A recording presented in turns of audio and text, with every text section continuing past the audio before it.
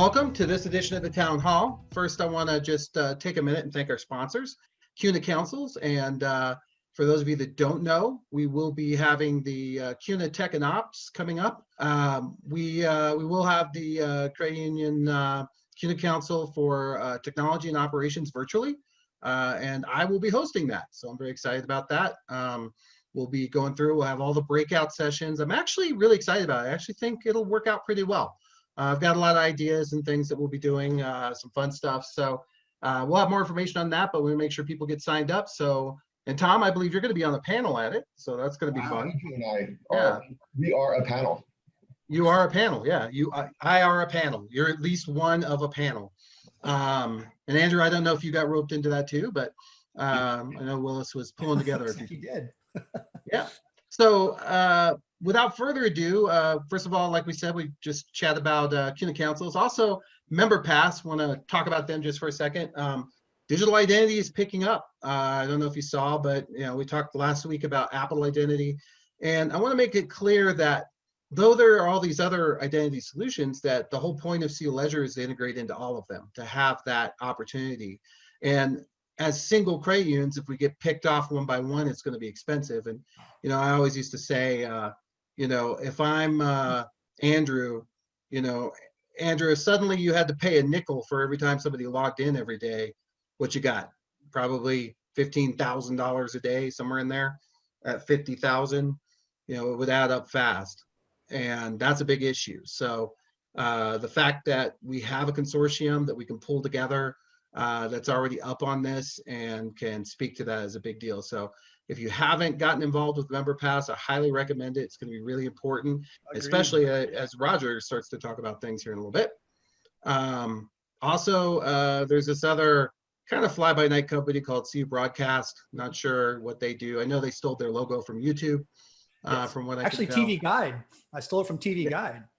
Yeah, there you go. TV Guide. That does look like the corner of a TV Guide. YouTube You're right. It from. So we thank Mike for all of his support. Couldn't do it without him. And always, for the weeks. My pleasure. I can't make it. No, we can't thank you enough. So let's make introductions. So today we have author, and I'm proud to say friend, Roger Grimes with us. He's authored, I don't know, 27, 28 books, somewhere in there, around that. One specifically lately was one he did on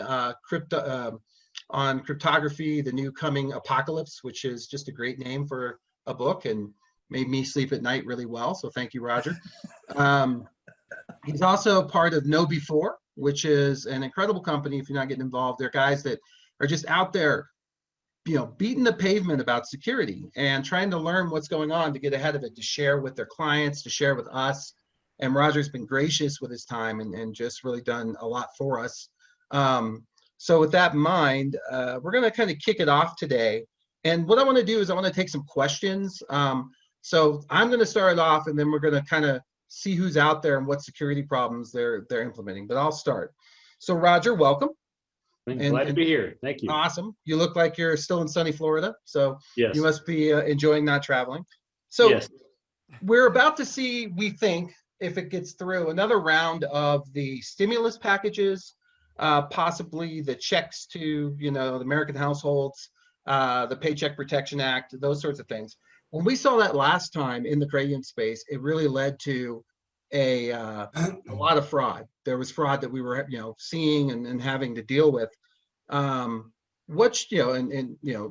can speak to this. Andrew, you want to real quickly just give Roger a quick round of what you saw? Oh, I mean, just thousands of dollars. We had $300 million in Washington State of unemployment fraud, and we had a significant portion of that ourselves. Wow. Coming in. So and a lot by of a that significant portion, it means 299 million. Yeah, was all from Andrew. Just $500,000 from us. No, but there's and the main way we found it was just comparing the names. But of course, names don't always on the same order, so you got to do a lot of fuzzy logic stuff. But what they were doing was opening accounts with you and having the checks sent to your credit union, right? Yeah, they were signing up for the ACHs fraudulently, and then also fraudulently when the checks came through, trying to cash them. A lot of romance scams, and then also there was, basically just, there was those groups, but I forget what you call it, but you got the groups that get together and do all that kind of stuff. So. Yeah, we also saw I also saw a bit of call center fraud where they were dialing in from the numbers that the members have to validate those, to get the accounts open, to put that through. So Roger, I know you guys monitor the dark web. You're looking for this sort of thing. What's the chatter out there? What are you seeing? And do you think, I feel like I know you want to talk eventually, and I will let you, I promise. But I feel like that there are these entities on the dark web from Equifax, from Target, from all these major hacks that are sitting on just tons of data, waiting for a good moment to use it. And I feel like that's what I'm concerned about. But go ahead. Yeah, I mean, I think we measured there's like 15 billion records out there.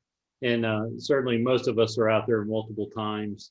So a lot of information out there. But I guess, and I don't know, I only know what I read about the type of fraud you and Andrew were talking about. But I will say from a phishing, social engineering perspective, we saw an incredible increase around March, April, up into June of things related to COVID, 660% increase and phishing attacks overall, and most of it that was COVID related, PPP related.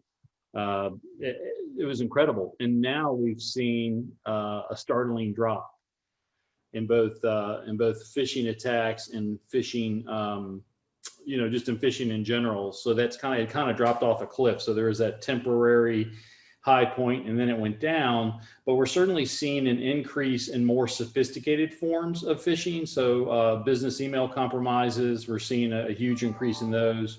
We're seeing a huge increase in other types of phishing. So like trusted third-party phishing, where what's trusted third-party? Oh, go ahead, you're about to explain it. Yeah, so that's where an attacker breaks into a partner contractor who you have an existing relationship with and then uses that relationship to steal more money. And we're seeing increases in voice phishing, where they come across the phone. They've realized that there are a lot less. It seems actually it's strange. There's actually more authentication on your email now than on your phone, and so they're coming across. Makes sense. There is, yeah. Yeah, faking being a bank or a credit union. Hey, Roger, with your credit union, did you, order 2 tickets from Dallas to Korea? Well, you didn't.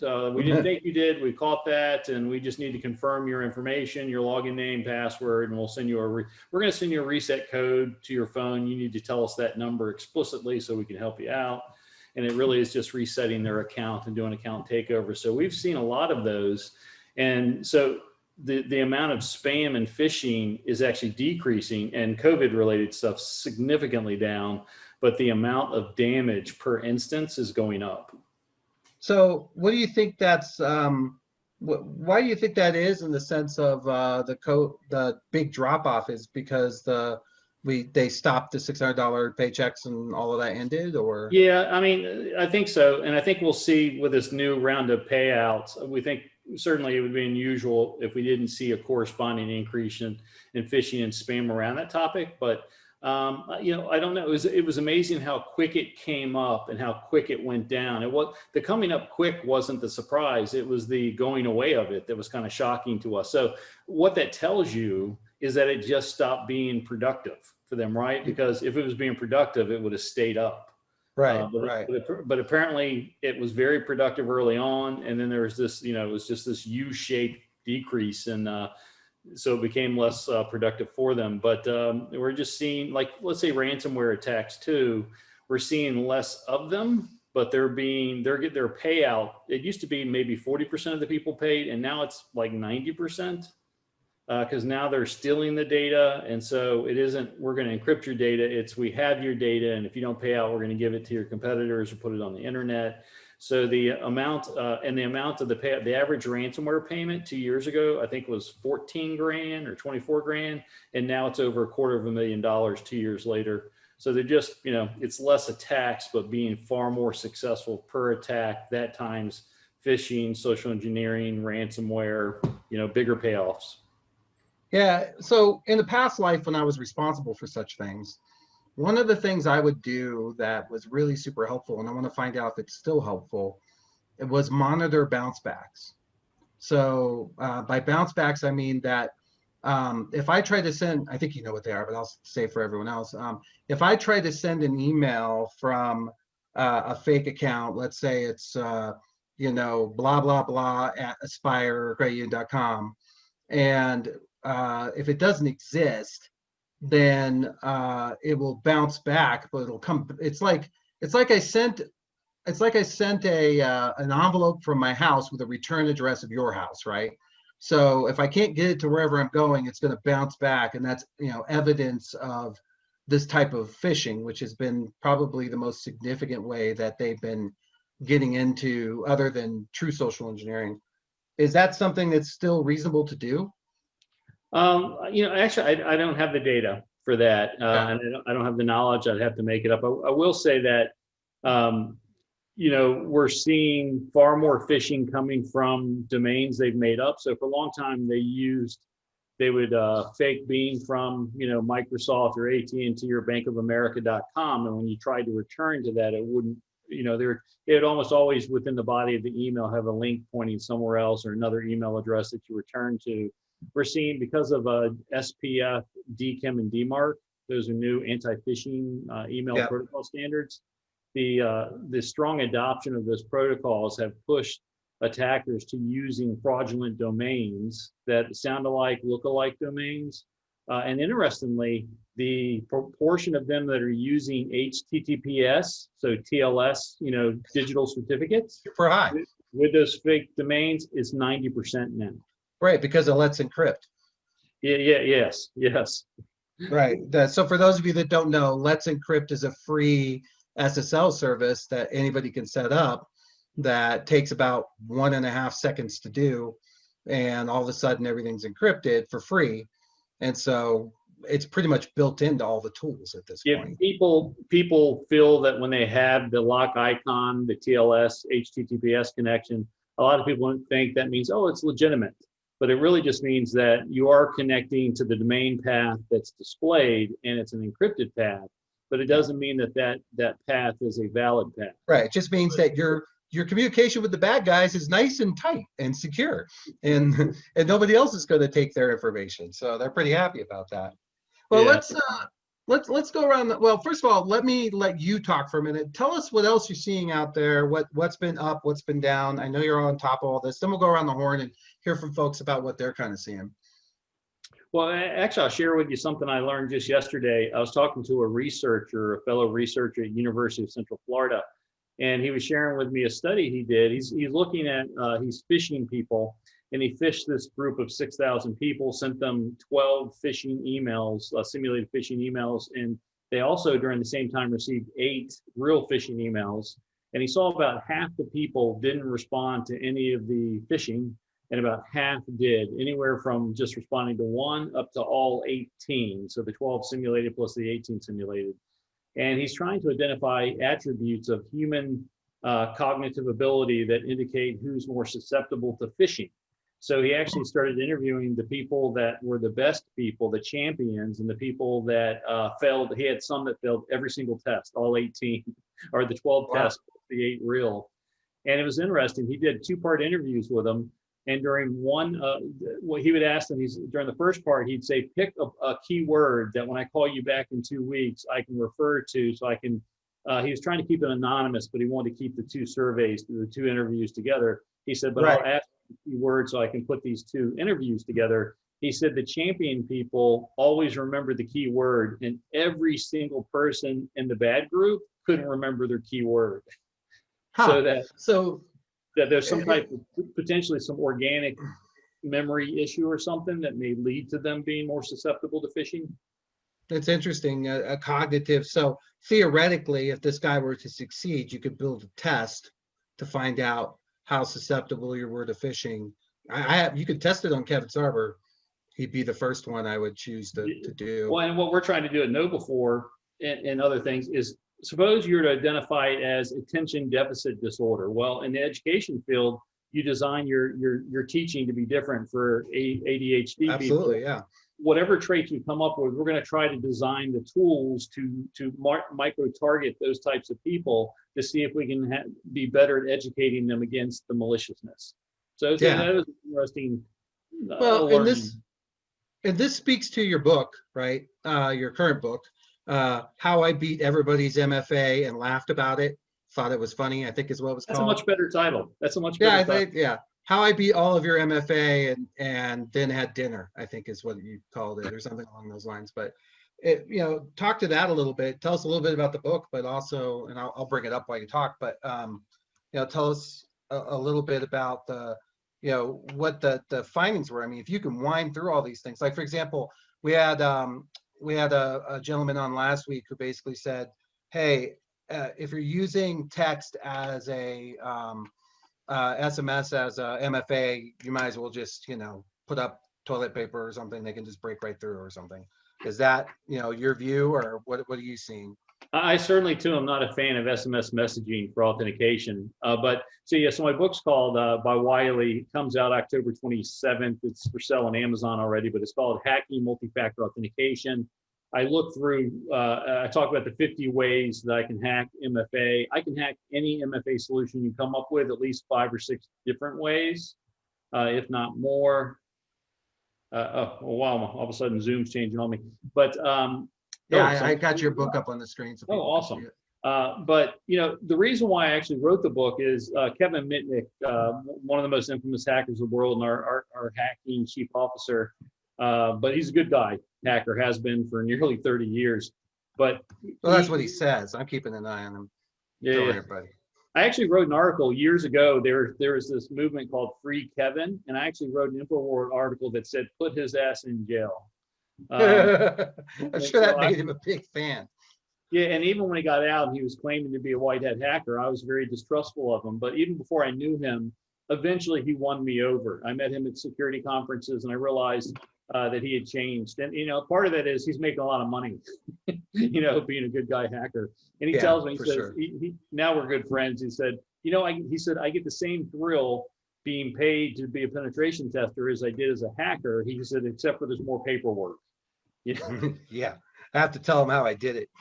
Yeah, so That's he not did this. funny. He did this MFA hacking demo against LinkedIn, we had a lot of people calling in. So much so, PR asked me would I take some of the calls he couldn't get to, and sure enough, I was surprised that everybody thought he had done something new, and the technique he used had been something that had been around for 20 years. The tool that he had used been around for 10 years. And people were like, have you reported this as a new attack? Have you reported it to LinkedIn, Microsoft and LinkedIn? I'm like, they're not going to fix it. It's not a bug. It's the way the MFA works, and you can hack around. I said, but I can hack around any of them. And so I wrote an article for CSO Magazine called The 10 Ways I Can Hack MFA. By the time I wrote the article, I knew 11. And then I ended up doing a webinar, and I had 18 within a couple of weeks. And then eventually it built into this book.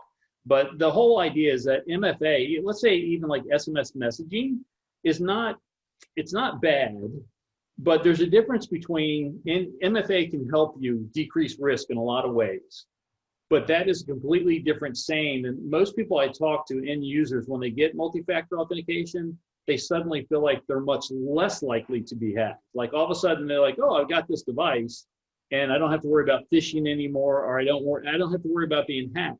And the people that come to my webinars, they're shocked about how easy it is. Let me say about SMS. SMS is so easy to hack, and it's out of your control, that many people, especially the big cryptocurrency guys that have been robbed so much, they literally have gone back to login name and password because they don't trust the SMS messaging type. So yes, you should not use SMS messaging as your MFA solution. It is, by the way, the most popular solution on the internet. It is 99% of MFA out there. Next to But the authenticators, right? So with that in mind, the MFA is also probably part and parcel to what caused our issues that we were discussing earlier. I can barely hear you for some reason. Is that just Oh. me? Maybe not. I don't know. Looks like I'm having a little bit of issue. Let me try this. How's that? Is that better? Yep. All right. So with that in mind, I think that one of the things that we're seeing is that MFA is turning out to be an Achilles heel. Let's pop in. So Jonathan, have you guys seen any stuff as you recover on people trying to do things that you want to share? Yeah. So what's interesting, we're sitting here talking about MFA. What we have found is that probably forget, hijacking, SIM cards and SIM swapping and all that good stuff.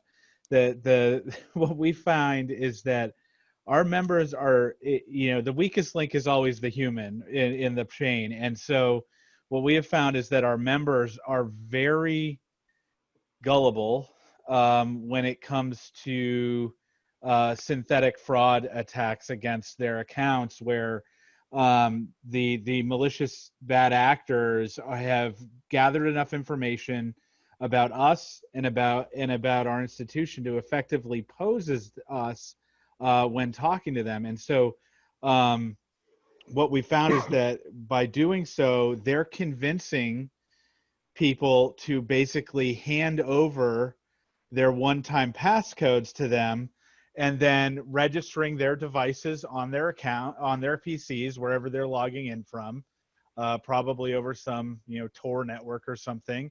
And they're getting in and doing account takeovers online by, basically convincing people to cough up these one-time passcodes that they have,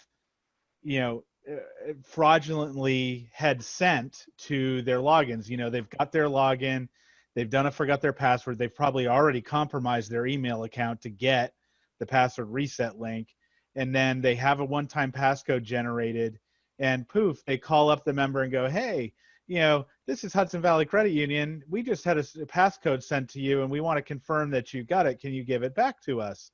And so then all of a sudden they get it back and they're in the account.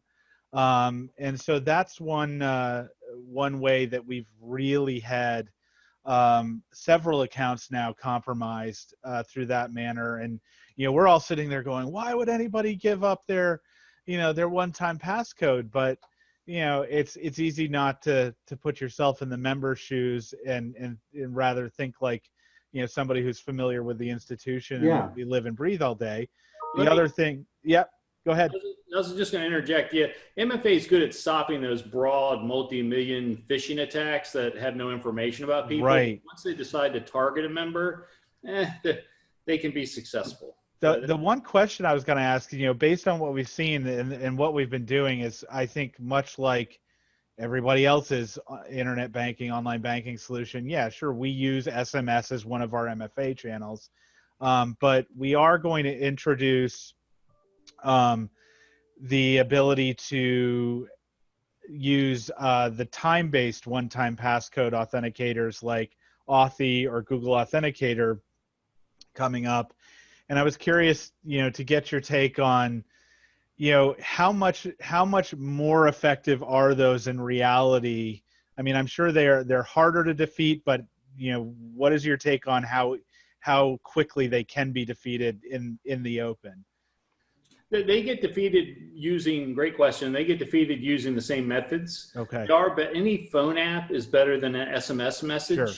But yeah, the one-time passwords, Google Authenticator and stuff like that, and Microsoft Authenticator and Authy and all that stuff, they're compromised quite regularly the exact same way, just by the people calling. And some of them, you can actually, like with Google Auth, you get this little QR code, and people don't delete it a lot of times. An attacker will find that in their deleted folder or their inbox or something, and then they can set up a second instance. But so let me say that the two types of authentication I've seen that seem to me to be really a step up are FIDO keys, if you have a second factor FIDO key, and any push technology. So you have, instead of, and let me say my company uses Google Authenticator, but there's another Google thing, and you've seen these push things. So I'll be logging into my Google account or, Gmail or something, and it will tell me on the screen, you need to go authorize this login. So I go to my phone app, and when I go to my phone, it's like, are you trying to log in at this IP address? And I say yes. And again, those can all be hacked. Everything can be hacked. If someone tells you something's unhackable, they're lying to you or trying to sell you something. But so the FIDO keys and the push technology are harder to attack. So, But, you make some great arguments, and we're seeing a lot of that. I can fish you out of your one-time password as easy as I can, a PIN code or an SMS message. But they're better. SMS is at the bottom of the rung. Yeah. And at least those are a step up. It takes a little bit more to hack those. Okay, cool. So on that methodology, I know you've looked at MemberPass with us, which is kind of like FIDO-Keys, but a little bit better in the sense that it's using a consensus mechanism across a bunch of systems to validate that it is you. It's still kind of push, but that's we're finding that we're getting more and more people calling for that. So push is good. Push is good. Yeah, because and now the MemberPass app is actually out there. We're actually going to be doing a demonstration of it with our 5 product as a starting point. But yeah, so people giving up that stuff. I mean, that's all training, right? We're going to have to tell them, hey, we will never. It's back to we will never call and ask you for this. We actually went back after that started happening, and unfortunately, it may have slowed down a little bit, but it still does happen occasionally where we changed the text message that our members get and actually sort of modeled it off the Amazon messages that they send out for their one-time passcodes if you have two-factor turned on, where it says, do not give this out to anyone. We will never ask you for this. And so we've actually become more verbose. We just sort of assumed that nobody would ever hand this out, but turns out they do. And so we actually have that explicitly in the text message we send with the one-time passcode now, saying never hand this out. I'm sure, as I said, people still have, maybe not quite as many people, but we still see account takeovers happen. The FIDO-Key, the reason why FIDO-Key-like technology works is it actually ties the authenticator to the device. Yeah. And it only works from the device, so that if you get tricked into handing over your code to an attacker that's using another device, it just doesn't work from that device. Yeah, and it's like me as a same way MemberPass works. Yeah. Right, and so like me as a tech geek, I have a YubiKey and I have hardware authentication keys that I use. But what we found is that except for some businesses, some of our businesses are very excited to have the idea to have like some type of hardware authentication token, but most of our users, our end users, are of the opinion that, well, what do you mean my email's not good enough for my one-time passcode? And these are the people that probably already have their email accounts compromised. So we fight that battle every day. Well, I mean, Yahoo was compromised a year or 2 years ago. Every Yahoo, you shouldn't even allow people to have Yahoo as a confirmation piece or even an account on your system. It's a problem. It's going to continue to be a problem. Well, thank you, Jonathan. Anything else you guys are seeing? No, I mean, I think that's probably the biggest thing. I mean, we saw a lot, like Andrew. We saw a lot of the unemployment fraud come through early on, and then it definitely just went away, like Roger noted. So that was kind of interesting. And what was interesting to us is the fraud wasn't originating from New York State. It was our members acting as mules from other states' unemployment systems, quite a bit from Arizona, Washington State, California. It was pretty rampant for a while. We had to develop custom reporting and extracts to try and decipher if we thought somebody was being used or willfully being a mule for these unemployment fraudsters. That was different, very different. So 2 points on that. So I was selling something on Craigslist. We took down all the balances out of our RV and they're brand new. And I just thought, I'll put them on Craigslist. Somebody will want them. And the person called me and they said, yeah, I want them. Can you take them down? And I said, yeah, I'll take them down. But they go, great. I'm going to send you a month. Now, keep in mind, I'm selling them for like $200 and you have to take them all. Okay, that's great. We're going to send you a money order. It's for 1,000. If you could just cash that and give us back the other 800.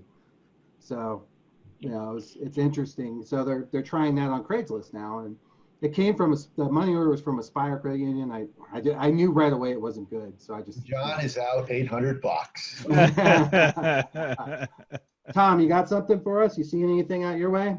Well, It's a little, that's a little above my pay grade to get into the weeds, but it's a constant communication. It's staff education, member education and communication. I mean, it's multifaceted. There's no just one approach. It's in emails, it's on the phone, it's every member touch moment. We have to drill this into their head.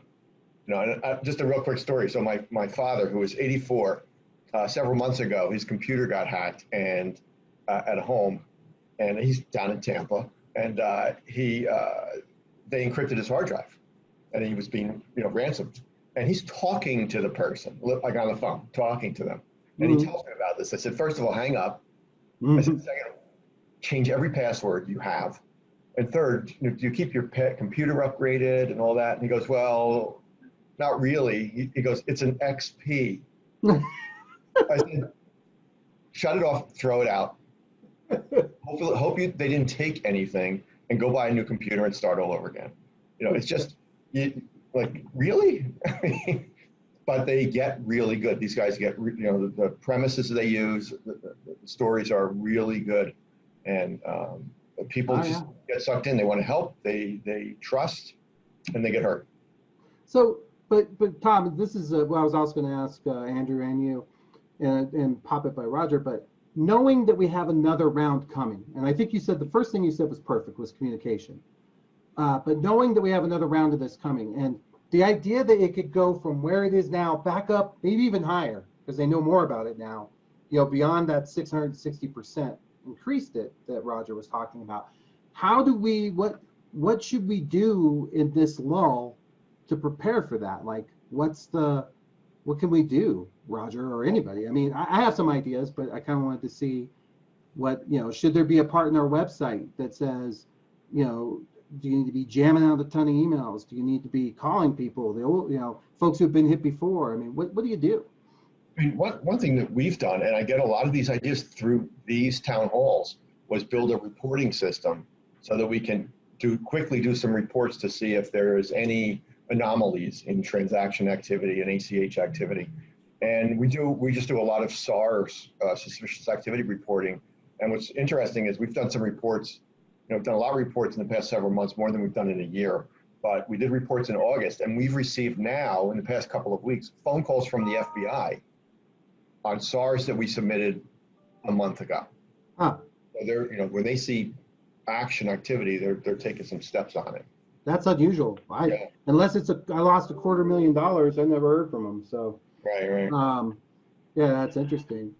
Andrew, any thoughts? But like I said before, everything we found was a name mismatch. That was one of the main things we saw. Also, in the past round, they'd be large amounts because it would be back. They'd get it back ordered or whatever. They'd have like 3 months or 6 months of, or however many it was, or weeks. $600 payments. Yeah. Yeah. So it'd be it'd be over $5,000. But we're also looking at ACH originations from mobile. And then, trying to find some of those PayPals and other things like that, trying to identify from the past how they're sending the money out. And then kind of, as Tom was saying, kind of analyzing those and making sure we have that there. But the main thing for us is that name mismatch on the ACHs coming in. And we've actually expanded that out to all ACHs and found fraud that was not related, just basically sweetheart fraud and that kind of thing, where somebody's trying to, my girlfriend is trying to move here from Connecticut. Yeah, but she's actually in wherever, Russia or something. So one thing that caught my ear, I wanted to see if you knew about this, Andrew, was Roger was talking about SBF and DMARC. Have you guys implemented that? Yeah, we use that with our spam filter and filters with the for emails. So we definitely take advantage of that. And we also, we have our SIM running through with AI, stuff like that as well. But there's still, I would stay awake at night usually. So just trying to block things from the credit union, or the credit unions being attacked, or all the things that come in. Daily we have thousands and thousands of hits from just checking out ports and things like that, plus all the spam and the, glad we have not had a business email compromise, but that's probably my next fear. So Roger, just real quick, maybe give there are a lot of folks who are on this call who aren't technical, but maybe they want to take it back and ask their technical team if they're using these tools. Can you give them just a a quick rundown on SPF DMARC and what to say Yeah. to their folks? Yeah, so SPF stands for Sender Policy Framework. DKIM stands for Domain Keys Identified Mail, and DMARC stands for a long thing. Oh, I thought it was domain FBF. I was messaging. thinking Sender Black Hole Framework. Sorry. Yeah. All SPF, three of got them are new anti-phishing, global anti-phishing protocols, and they essentially prevent somebody from claiming to be from your domain. So it used to be that people would send emails saying, oh, we're from bankofamerica.com. So it would arrive from bankofamerica.com. Like a SPF. fake name there, right? Yeah. Like R Grimes at, even though you don't have an address there. Yeah, so when a company enables those three, SPF, DKIM, and DMARC, a receiver can look at that email and automatically determine whether or not it really is from the sending domain that it claims to be. Now, what's interesting is the hackers have avoided this. The hackers actually use these three protocols on their new domains. Right. So you'll have plenty of spam and phishing coming in from fake domains that use SPF, DKIM, and DMARC, and they pass the checks. But it actually accomplished globally what they hoped it would do, which is to prevent bad guys from pretending to be from your domain. And so every company should implement all three of these, SPF, DKIM, and DMARC. And it's automatically enabled by Office 365 and Gmail, but you may have to implement it. The levels of implementation used to be like low 10, 15%. Now it's well above 60, 70, 80%. So what I tell people is if you don't know if you have it enabled, so SPF, DKIM, and DMARC, go find that out. You can actually put in, you can say do an SPF check. That's a Google search you can do. There'll be a lot of web pages where you can put your domain in and it will tell you whether or not you have those three things enabled and whether they're configured correctly. And if they're not, enable them. Now, it only prevents about 10% of phishing and spam attacks. And really, remember, it really only helps you, it only helps customers of yours. But that's a nice significant chunk, 10%, sometimes 15% that you don't need to worry about. So it's a good, if you can do it, it doesn't take, you can implement it in a day or two or hire a company to implement it for you if you don't know what you're doing. And you can say now 10 or 15% of phishing attacks I don't have to worry about. So, and more importantly, that people that use it, your customers, will not accidentally be tricked as if it's coming from your domain. So that's the number one reason to do it. Interesting. Yeah, I was just looking at, there's a couple of these checkers out here that you're right. You just put in your domain and it goes and checks. So that's, I'll put one of them in. MX Toolbox is one I've used for years, so I feel pretty good about it. I'll go ahead and put it in the chat. MXX Toolbox, DMartian is another one I like. And there's another one my company just partnered with that is just slipping, that I shouldn't really recommend since we partnered with them, but I can't remember the domain off the top of my head. But they're all good. They're all good. Yeah, this is the one I usually use for years, which is, just checking those domains. And it's been, for me, it's been, we're test is published, that is GoDaddy, but it's put in for the blacklist, blah, blah, blah. So yeah, you can go through and find out whether you have it on. Yeah, and I see that you have SPF on, which is good. SPF is the first one, and you've got you have an SPF record there, I think. Yeah. But so SPF DKIM requires that you actually get a public-private key that goes on each email server, so it's a little bit more difficult. SPF and DMARC are simply DNS records you create. Right. Yeah, those are two you add to your own file. Yeah, DKIM actually requires you get a public-private key, and you have to install it on your email servers, and you have to enable it. So it's a little bit more work. So what else can people do as we hit this run up? We put it this way. It's like we all see the wave out in the ocean. What else do you know of, Roger, that people could do to sort of get ready for this? Because it's going to happen again, period. Besides, and any other ideas that you've seen out there as best practices? Yeah, there isn't enough time to implement something new. So, certainly effective, clear communication. What happens is when we're trying to educate people, we tend to communicate too many threats, and then the central key threats get lost in the message. So if you're worried about this, new round of fraud, have to clearly and effectively communicate that. And we say like a marketer, which is you do it more than once. Think about all the marketing you hate, that commercial on TV. So we say communicate like a marketer, because that's really what you're trying to do. You're trying to influence the person's behavior and result in a particular action. So it should be frequent, entertaining if it can be, but at least frequent enough that it bugs them a little bit.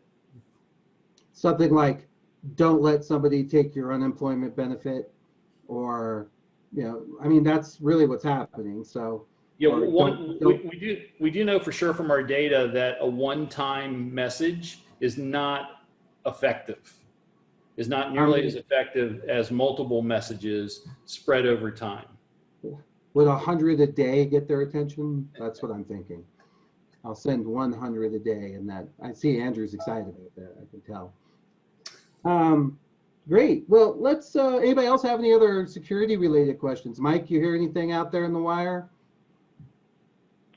No, not just like conversations with people like Jim Stickley and things like that about how, the security or the fraud is just off the charts since COVID started. I mean, that's kind of the stuff that I look at. I mean, you guys are way deep into the tech of this than I am. But the one thing that I wanted to bring up was what you talked about at last year's AXFI, Roger, was quantum computing breaking today's encryption within the next 2 to 3 years. And that just blew me away right there. But what does that mean for credit unions and their security? I mean, even in the COVID and post-COVID world, what does that mean? Is it still on track for that, or is it sooner? Is it later? Or what are you hearing on this? Because that still sticks with me today. Well, we have a lot of new people, so maybe just give a quick background on quantum, just your shortest, scariest version. So quantum computers, they use the thing called quantum physics, which is really everything in the world works in quantum physics. You always hear it talked about as this thing that happens on really tiny particles. It really is how the whole world works. But essentially, these quantum computers use these, their amazing properties. Like if two particles, and like two electrons or two photons, light particles hit each other, they will remain entangled with each other the rest of their lives, no matter where they are. And when one turns, the other turns, even if they're across the universe. And it happens 6 times faster than the speed of light. So there's all these incredible quantum properties. And we've actually started in 1999, we started to actually make physical quantum computers that actually use those weird quantum properties to compute. And they're so much faster in some instances that, for an example, and so much more powerful, that everybody knows what a bit is, or a byte. A bit, 8 bits to a byte, and a byte's like a character, an A, a B, a C, a 1 or a 2. If you have 49 qubits, quantum bits, that's enough storage space to store all the information ever created on planet Earth or in the universe. So, and according to quantum computer friends I have, we're getting ready within a couple of years to have 1 million qubits, but it takes 79. It takes. I'm sure, because I got a lot of music and movies. Yeah, I'm just saying. I don't know if they factored in my collection, but yeah, forget Blu-ray or what's the new TV standard? The HD, super high def. You want quantum def. Quantum def. But so once we get about 8,000 qubit computers, they'll be able to break everything that has been encrypted with traditional, what's called public key cryptography. That's cryptography as a private key and a public key, and they're linked together. It's really 99% of what's on the internet. It's HTTPS, it's TLS, it's Wi-Fi, it's cryptocurrencies, it's all the encryption that you use at your banks and credit unions, and and it makes any symmetric encryption, like what's called AES, Advanced Encryption Standard. That's the most popular standard besides public key. It weakens that in half. Wow. So you need today to make sure that if you have any AES encryption, symmetric key encryption, it needs to be 256 bit, or at least 192. So there's a whole lot of 128, a lot of AES-128 out there.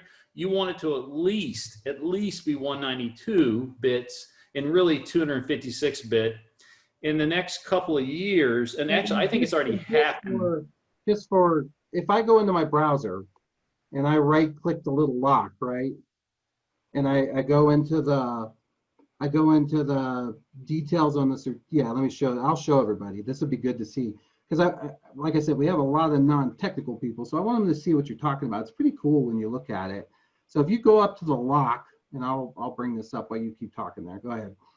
Yeah, so traditional computers, what we call conventional binary computers, they do not have the ability to break those certificates. Those certificates are made up of two large prime numbers. A prime number is any number that can only be divided by itself and 1 to get a whole number. So that's like, it's 1, 2, 3, 7, 9, 11, 13, those sort of numbers. But when you get two really large prime numbers, that's what makes up these digital certificates. Go to that public key portion. Go to, there it is, public key. It may be up one field there. There, yeah, public key. So that's a 248 bit key. And if you get what you need quantum computers to break that key, to guess that key, if you took all the computers on the planet, all the non-quantum computers, so the Google computers, the Amazon AWS cloud, Microsoft Azure, if you took every single computer that we have on the planet and you tried to break that certificate, it could not do it in the history of the universe. It would take it 10 billion years, to do it. There's actually not enough energy. There's not enough energy in the universe to crack that key. So it just can't be done. But quantum computers have such power, they can break that once they get to double the number of bits. So that key is 2048 bits. Once you get to double that number plus 1 or 2, so 4096, maybe 4097, 98, it will break that certificate in a second. They just, the way that quantum computers work and the intrinsic properties allows them to figure out that number. They literally the way that they do it, they literally say, take every possible guess, and in an instant, it takes every possible guess, and then they transform them into sine waves using something called Fourier's transform, and then they just look for the tallest wave. And it literally takes a second or two on a quantum computer to do. So once quantum computers get sufficiently strong enough, it will be able to break all of these public certificates. So what do we do? Well, Roger, help. I plan on retiring. So we noticed you're at 2048 there, Tom. Sorry. Yeah, if everything goes as scheduled, so right now, the world, including the US government, is attempting to replace these traditional public key encryption with quantum resistant. They call it post-quantum, but it just means essentially they're coming up with math that doesn't use the large prime numbers that quantum computers can break very easily. So they just come up with mathematical problems that even quantum can't break, because quantum computers don't break just everything. They're very good at breaking specific types of problems, including prime numbers.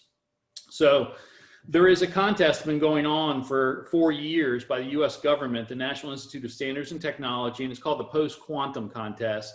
And they actually just selected the round 3 candidates. They're down to the last 8 or 12 candidates that within the next 2 years, they're going to go, oh, here are the ones that won. And then we're all going to be told, all of a sudden, we need to switch from RSA or Diffie-Hellman, those are the most common, to you need to switch to this new one, which I love. Some of my favorites. One of them is called Crystal's Dilithium, and the other one's Crystal, not Crystal Meth, that was it, Crystal. Anyways, they're named after Star Trek and Star Wars. Crystal's Dilithium and Crystal, I can't remember what the other one is, but anyways, so there's going to be this new standard, and we're all going to have to switch. And if it all goes like it should, like remember a couple of years ago, if you're in this world, we had to go from SHA-1 to SHA-2, which are hashes. Well, we're going to be told to go from RSA and Diffie-Hellman and ECC to this new post-quantum standard. If it all goes smoothly, will be able to do it in this orderly way. The fear is, and let me say, I think that the United States and China has already done it. I think they're already got the quantum computers and they're already cracking stuff, but they're not telling us because that's what governments do. Yeah. But imagine if the United States government announced China is cracking and stealing money, right? Because when this happens, it isn't just, I mean, it's really everything. It's cryptocurrencies. It's, you know, it's financial, large billion-dollar financial, you know, networks. It's everything. It's the internet. And so that's the hope is that we all, if everything goes well, we will all get moved to these new post-quantum cryptographic ciphers before people start attacking us and cracking those public keys that contain large prime. That's the hope. But let me say this, and I wrote a book last year called Cryptography Apocalypse, and I appreciate you mentioning it as always, John. But basically what I tell people is you need to start doing things today. The first thing you need to do is figure out what encryption that you're going to need to replace. So you need to do a cryptography inventory, a data protection inventory, and find out, look at all your sensitive information that you need to keep encrypted. And then, yeah, I have a hard time spelling it. Now, why don't you name it that? Yeah, you can probably just put in Roger Grimes and get there, but it's Cryptography Apocalypse. There it is. I couldn't say it for like a year. My wife, there it is. But yeah, my wife had to tell me how to spell, how to say it for a year. It was like I don't know, say it 5 times fast. Cryptography Apocalypse, Cryptography Apocalypse, just tongue twister. But so start taking a data protection inventory. You really should have had this the whole time, right? But so find a list of all the data that you need to protect, because think at least in the next 5 years, you're going to have to do this post-quantum shift. So you need to find out what is susceptible to it.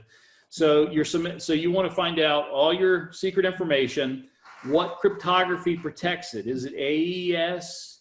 Is it RSA? Is it Diffie-Hellman? Is it ECC? Whatever the names are, and what the key sizes are. So that's step number 1, is to do a data protection inventory that identifies the data you need to protect and what encryption is protecting it. Then you need to make sure that your symmetric encryption, that's the AES, Advanced Encryption Standard, you want to make sure that the key size, anything that's 128 or smaller, that you move it to 256. And then change your policies and procedures so that nobody today, you don't want anybody buying a system today that uses AES 128. You don't want to just compound your issue. Just to drive this home, what's the most common VPN algorithm now that everybody's working from home there, Roger? It's got to be RSA. It's RSA 2048 over And probably using AES 128. And so now, instead of me having to break into the corporate network to watch what Jonathan does, which by the way was very difficult, took a lot of my time. Now that he's working from home, I can just watch what he does, capturing all these people's packets and engineers and everybody. I can just catch what they're doing across the VPN. Well, let me get it even worse. It's actually worse than what you just said. If the world is probably getting ready to be able to sniff to break this encryption a couple years from now, it would be strange if the world's governments weren't sniffing the encrypted traffic now, even if they can't break it, so that in 2 years or 3 years, when they can break it, they then read it. So if you have stuff that you need to have secret for 10 years, you should not let it be on your Wi-Fi network where it can be sniffed. So go ahead. Gary has a question. Could we use quantum encryptors to create encryption that can't be broken? Yes. So the nice thing is you actually, the post-quantum encryption post-quantum encryption doesn't use quantum, and it doesn't need to be, because it uses math that quantum computers doesn't benefit from in breaking.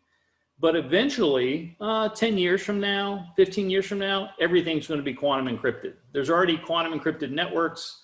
There's at least 24 quantum metropolitan area networks in America and China and other places. Eventually, we're going to have this all quantum encrypted internet, and all of our systems will be encrypted. But quantum is a really weird thing, and it's very difficult. If you, like, one of the weirdities is if you look at the data, you forever change the data. Yeah, Yeah, so it's that's not helpful. yeah, so what we're probably going to have is computers that are a combination of traditional binary computers that will have like a quantum microprocessor, or we'll ship it off to the quantum cloud and the quantum stuff gets done. Yeah, and by the way, whenever you see all these little, these are all these quantum bits, all those little orange tubes are super coolant. They freeze most of these qubits down to -460 Fahrenheit, near what's called absolute Kelvin, because these qubits tend not to stay in state. You want a qubit to be a 1 or a 0, and if you don't make them super cool, they have a tendency just to change on their own. Or remember I said when any two bits touch each other, they become entangled the rest of their life. So in a quantum computer, you have this certain number of qubits. But it turns out that even the material that you're putting around them will interact with them. Like they actually took qubits and they put them in a blank box, and it turned out that blank box actually will emit random photons. Oh, it's Schrodinger's cat, right? I mean, and it will hit the qubit, go somewhere else, but for the rest of its life, it will now be impacted by that. And so what they learned when they super cool these qubits, they don't have as many, everything slows down when you freeze it that cold, and so they stay stable longer. But let me say, they're making qubits today that don't need to be super cooled. Microsoft has a qubit that doesn't need any cooling whatsoever and doesn't fall apart. So I was reading on a company called Xanadu has on September 3rd released a press release that they've just introduced the first quantum public cloud. And they're using the photonic quantum computing mechanism so that they don't have to supercool them. And so I'm sitting here going, it's like, so are we going to see, hackers basically renting out quantum computers saying, okay, great, let's crack this stream of crypto today and see what we've got? Yeah, I think for sure. And let me say, I personally believe, I'm in a minority, I believe that's currently being done by multiple governments. Yeah. I think that they're doing it and not telling us. So let me end it with this thought, just because I had this thought when I knew you were coming on, Roger, and this is where my mind went. So this is a picture of the ENIAC, but it's an original ENIAC. It's kind of even before then. And, this is circa my dad's time. So that gentleman there is with the military, you can tell by the outfit. Where we are today is where this is now with quantum. So if you think of, and it'll much quicker, but in our lifetimes, like you look at my dad that went from this to what an average cell phone could do, before he died in 2008. Would you say this is, I feel like this is where we are. We are in the ENIAC abacus phase of this type of computing. And if you use that as a linear scale to track what past computing models have done, what's going to happen? For example, one of the big things a quantum computer could really help with is coming up with a vaccine to break down the proteins, because that would be a very good concept in terms of folding proteins and figuring that out, because it can do things in superposition to see and compare the effects of that. So wouldn't you say, like, I mean, just to get your thought, but just to put that in everybody's head.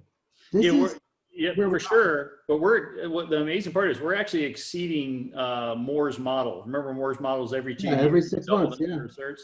We're actually exceeding that. And so right now, last year, the highest number of stable qubits was like 79. I remember, I have a friend telling me that he's going to have 1 million on a single computer 2 years from now.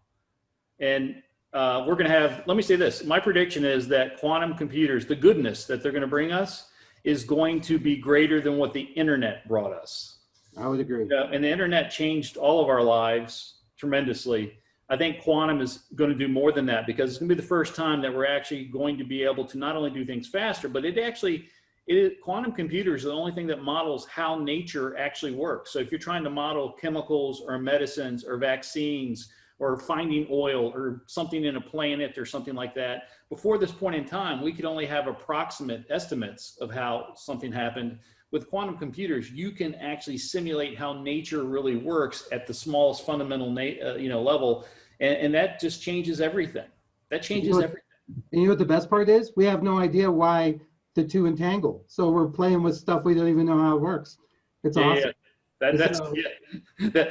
Quantum, I tell people, it's real. It really is occurring, and it's predictable. It's one of the most proven predictable sciences on the planet, but we don't know why or how. We're like, okay, it just did that thing. But we're actually, let me say this, we're probably only 20 years away from figuring out most of it. We're very close to figuring out entanglement and superposition. Even like we have these quasi-particles that we didn't understand like why they came. Like traditional stuff says you can't create or get rid of matter. You only change, the state. In quantum, we actually have particles that would just show up, interact with something, and leave when we didn't know where the heck they went to. We actually now know what they are. And interestingly enough, know what's going on now. Well, and if we could crack this one, right? So you got particle 1, right? And you got particle 2 over here. This is something I'm very interested in because I've been working with Harry on, and Elon Musk and those guys on how do we get to space, right? So as a physicist, the problem right now is if you look at particle 1 and particle 2 are both, always going to be the same. So if we were to say, it's about spin, but I won't use that metaphor. We'll just say, if this one is set to A, then this one would be set to A, right? And we know that for sure, right up until we look at either of them, and then who knows, right? But if we could crack this nut to be able to look at them, we now have instantaneous communication no matter how far away. Or six times faster, to be clear, 6 times faster than the speed of light, which is instant, that's pretty instantaneous. Well, unless you're Einstein, he said no nothing can go faster than the speed of light. Yeah, we don't know why. That's a weird one. And we still think that's the case. These things are communicating 6 times faster than the speed of light. Nothing can communicate faster than the speed of light. So that means something else must change in the time-space continuum. Well, and what Einstein said was it's likely outside forces, but it's not. We've proven that. Bell proved that. But he actually said it was local forces. He thought there was something inherent in it that impacted it, and that's why it was occurring. Like they were somehow had already communicated when they were together, and we just didn't know. We thought it was this random thing, but really they had previously communicated when they touched. So it was actually quantum physics that said no, they aren't. It isn't something local. But pretty wild. And if you want to, 2 things I'll leave y'all with. If you just want something exciting, neutrinos. Neutrinos is a type of elementary particle in physics, meaning it can't be broken down smaller. There is 1 trillion neutrinos going through every centimeter of your body every second that actually comes from the sun and then rips through you at the speed of light, moving all of your cells and particles apart and keeps on going, goes through the earth and keeps going through. It's called neutrinos. Look it up. Okay. Trillion of them every second through your body, every centimeter of your body. So that's pretty cool that, we've got that figured out. And I can't remember the other one that's even, but entanglement, what you just showed here is just amazing. I know, world line. Here's another term that'll blow your mind. World line, L-I-N-E. I can't pronounce it right. It's the idea that you have time and space and position, and really you can change any of those variables. So time is not time. Time is something like weight or length or height.